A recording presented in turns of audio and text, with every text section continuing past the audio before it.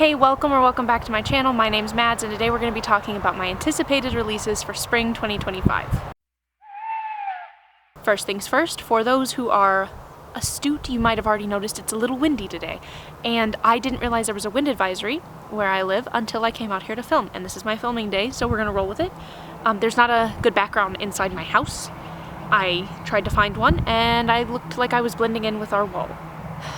So, we're filming out here, and if you feel like it sounds like you're in a wind tunnel at different points, I apologize. If you feel like you're a little wobbly at times, that's because you're on a stack of books on a lawn chair, and the wind does what it will. I put that these were my anticipated spring releases, but on my personal clock, June technically is the beginning of summer for me. That's how I operate. It's like the first of whatever month. So September 1st, I feel like is fall. December 1st, it's kind of winter to me, so that's kind of how I operate, but that was the clearest distinction of what I was talking about. So it's quarter two. That's what we're going to be talking about, is my anticipated releases for quarter two. So yes, this list, I have 20 books that I want to talk about today, and these are the new releases that I have the highest likelihood of picking up. So these aren't just any that I'm curious about, these are the ones that I'm actually interested enough in that I could see myself reasonably picking up even within this next quarter of the year.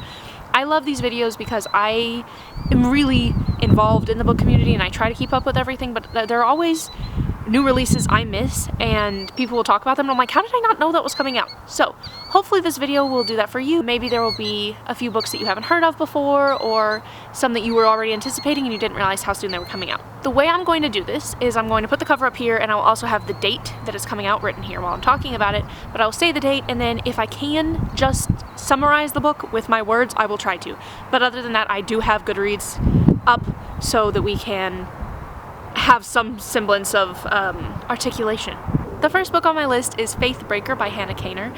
This is the last book in the Fallen Gods trilogy, which is one of my favorite trilogies. I thought the first book, I rated the first book 4 stars, and I did love it, but this is one that with each book it grew on me. I received an arc of a Faithbreaker, and I've already read it, and when I tell you that I cried, I don't cry.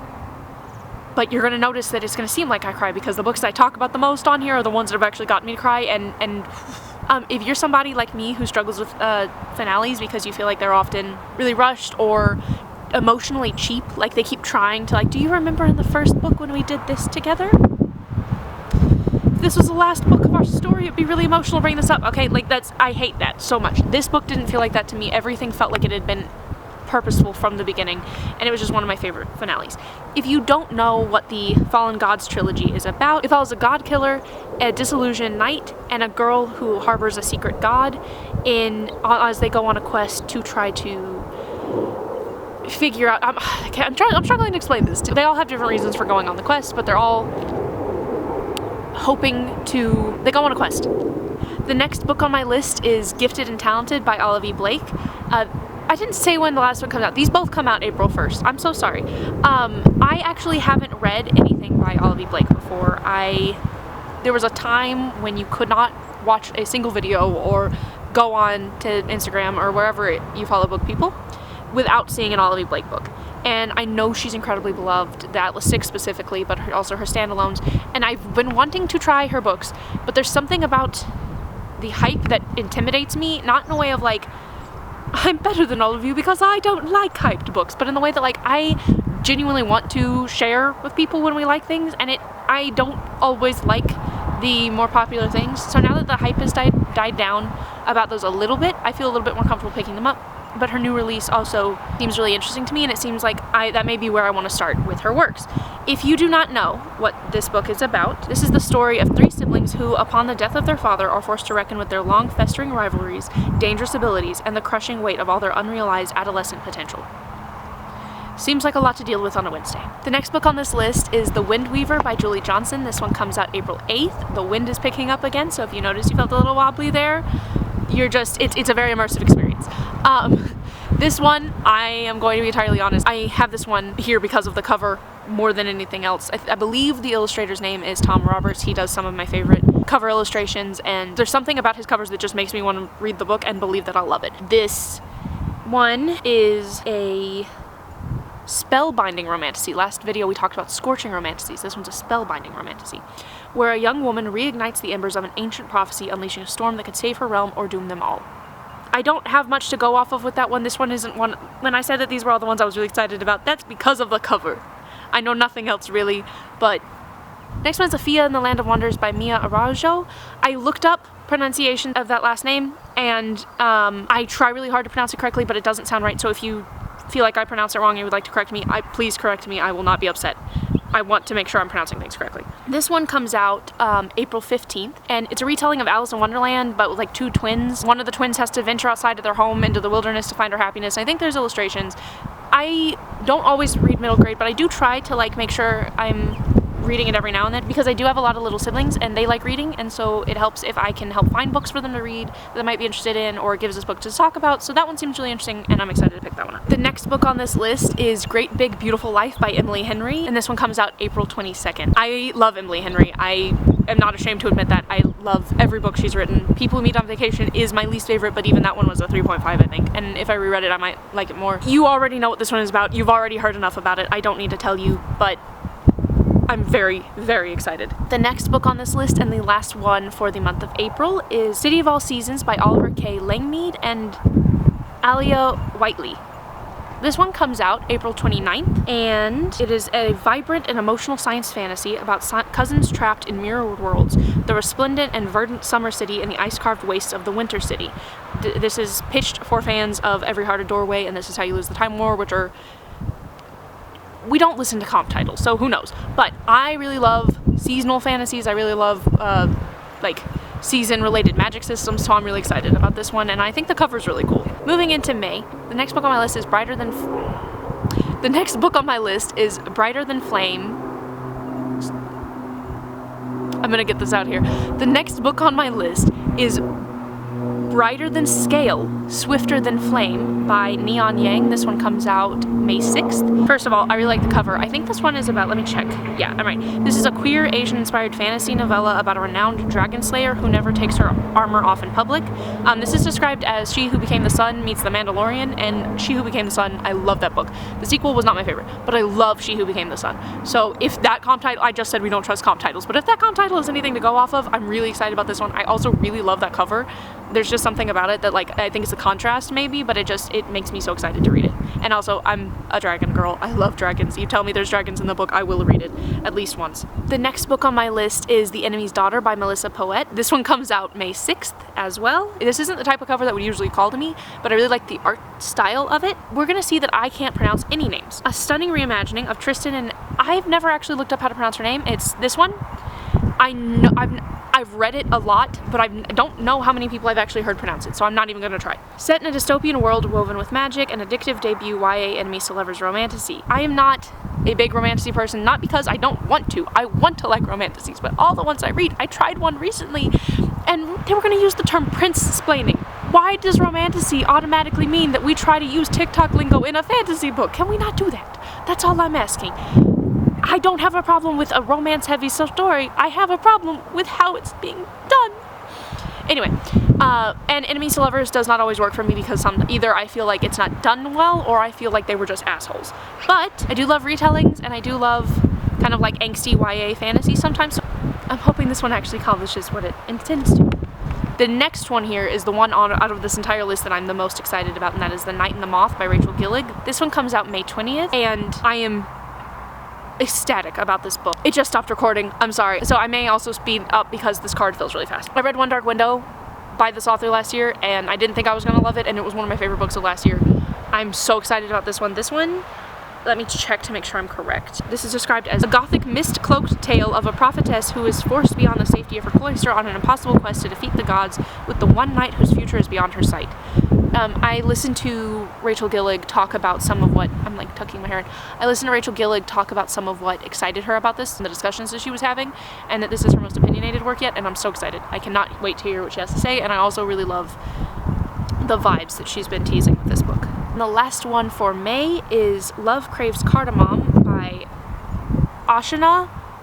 Avachat? I think I'm pronouncing that correctly from the pronunciations I looked up, but if I'm not, once again, please correct me. I do not want to mispronounce this. This is the like second in a companion, like a YA romance companion series. I haven't read the first one yet, but this one came really, the light's just gonna keep changing. I'm so sorry. This one came really heavily recommended from the people who have arcs of it, and this one sounds sweet, and I would like to give it a try. Moving on to June. This one is the one where I have the most books. The next book I have on my list comes out June 3rd, and that is A Forgery of Fate by Elizabeth Lim, which is one of the other books I'm the most excited about on here. Elizabeth Lim is one of my favorite YA authors. I haven't read a book by her that I didn't enjoy to some degree. I reread Spin the Dawn whenever I'm having a kind of rough time in life. This is like, she's my comfort author, and any book that she writes I will read, and this one sounds enough like her usual stuff, but unique at the same time. This is a breathtaking romantic fantasy inspired by Beauty and the Beast about a girl who paints the future and a cursed dragon lord bound by love and deception in a plot to bring down the gods. I'm so excited.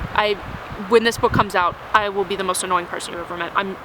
I need a new Elizabeth Lim book so bad. Also on June 3rd is Celestial Banquet by Roselle Lim, and this one was described, let me see if I'm correct with how this one was described. Yeah, this one's the one that was described as Iron Chef meets The Hunger Games.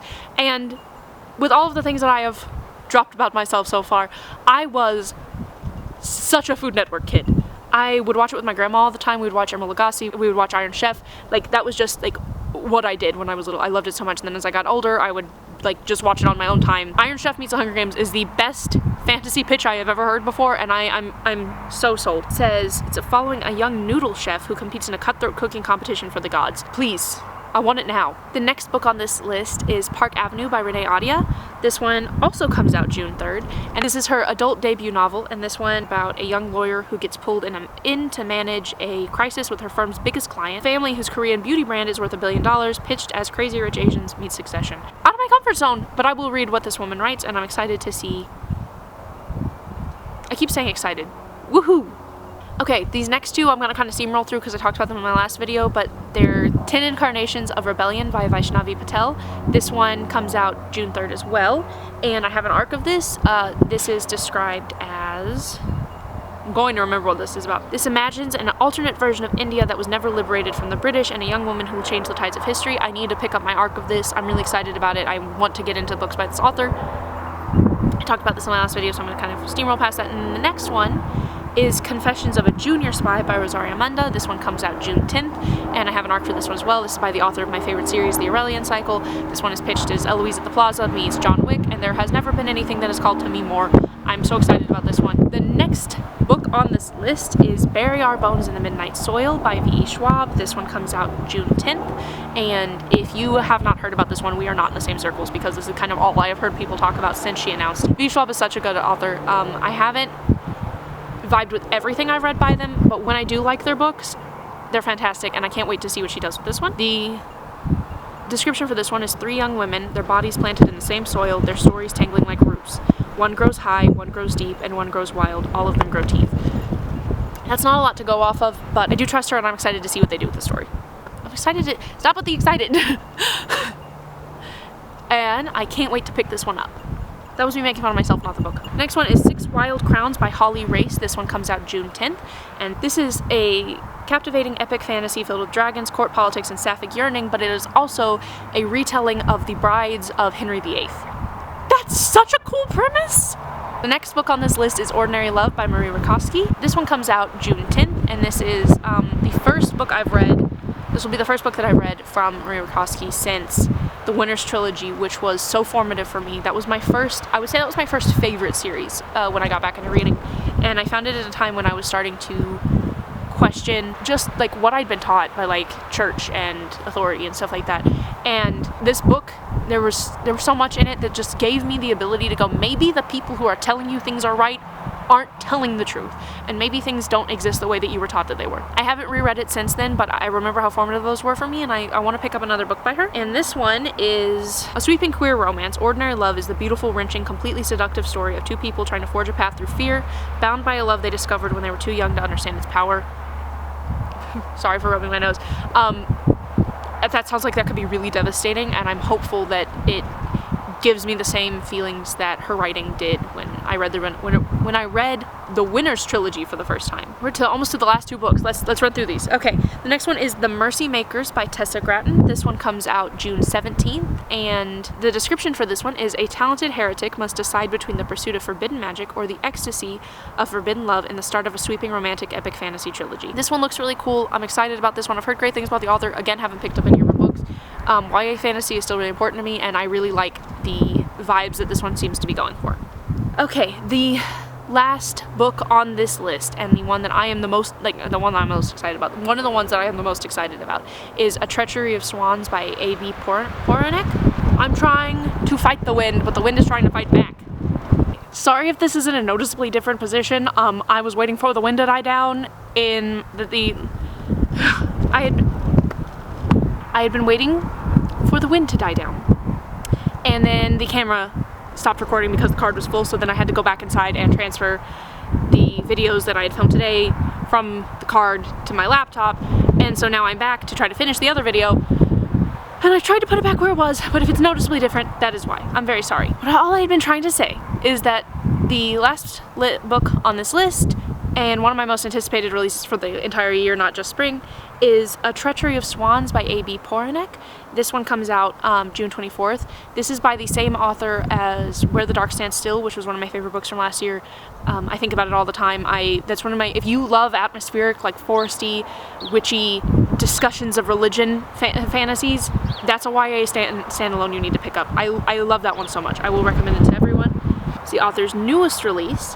It's described as an enthralling sapphic retelling of Swan Lake for fans of Alice and Safton Schwab. Swan Lake is one of my favorite Barbie movies. The story of Swan Lake is wonderful to me, and the fact that this is a sapphic retelling of it by this author means that it's just going to be so atmospheric and filled with so much yearning, and I am so excited. I literally cannot overstate how much I need this book right now.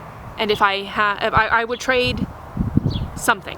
I can't think of what I would trade, but I would trade something to have this book in my hands right now. Okay, so that was the list of, I believe it was 20 books, unless I miscounted, in which case I'm sorry, I read, I don't do math. Thank you for watching. I feel like I was doing a little bit better with filming today. However, the elements decided that they didn't want me to film. And so if you notice that I was distracted, or that things didn't make as much sense as, or they cut off weirdly, it was just, please blame outside. It's not my fault. Thank you for watching this video. I hope you were able to find some books that maybe you hadn't heard of, or that you didn't realize were coming out this soon. And if you are interested in any of these, or you have any books that you're excited about that I didn't mention, please leave them down below in the comments. I would love to hear about them. I would love to talk to you about them. And yeah, thank you for watching. Outro. I'm hoping that this one, holy shit. I'm hoping that this one actually accomplishes. My hands are going to freeze off my body. Yeah. I cut grass on myself. This is going so well.